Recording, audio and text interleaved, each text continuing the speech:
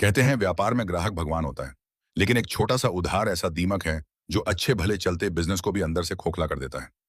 कहानी दो दोस्तों और दुकानदारों की है, राकेश और मुकेश।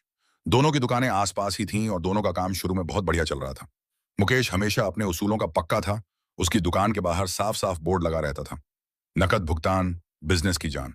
वहीं राकेश का दिल थोड़ा नरम था, आराम और तथा उसे लगता था कि ग्राहकों से रिश्ते निभाने के लिए थोड़ा बहुत उधार देना ही पड़ता है। शुरुआत में सब कुछ बहुत अच्छा चल रहा था। राकेश की दुकान पर ग्राहकों की भीड़ ज्यादा रहती थी क्योंकि लोग जानते थे कि वहां बिना पैसे दिए भी सामान मिल जाता है। लोग आते, उधार ले जाते और राकेश अपनी डायरी में नाम दर्ज करता जाता। महीने के अंत में जब राकेश अपने उधार के पैसे लेने जाता तो लोग टालमटोल करने लगते। कोई कहता अगली तारीख को दूंगा, तो कोई कहता सैलरी आने वाली है। राकेश रिश्तेदारी और भाईचारे के चक्कर में मुस्कुराकर वापस लौट आता। धीरे धीरे यह उधार का सिलसिला इतना बढ़ गया कि राकेश की डायरी के पन्ने भर गए,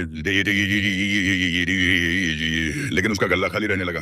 स्थिति यह आ गई कि जब राकेश को होलसेल से नया माल खरीदने के लिए पैसों की जरूरत पड़ी तो उसकी जेब में फूटी कौड़ी नहीं थी, क्योंकि उसका सारा पैसा बाजार में लोगों के पास फंसा हुआ था, जिन लोगों को उसने अपना समझकर उधार दिया था। वे अब दुकान का रास्ता बदलना शुरू हो गए थे।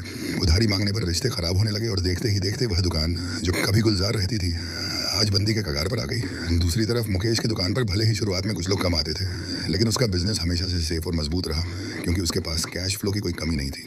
उस दिन राकेश को बहुत बड़ी सीख मिली। उसे समझ आया कि बिजनेस दोस्ती या रिश्तेदारी से नहीं बल्कि कड़े उसूलों से चलता है। अगर दुकान चलानी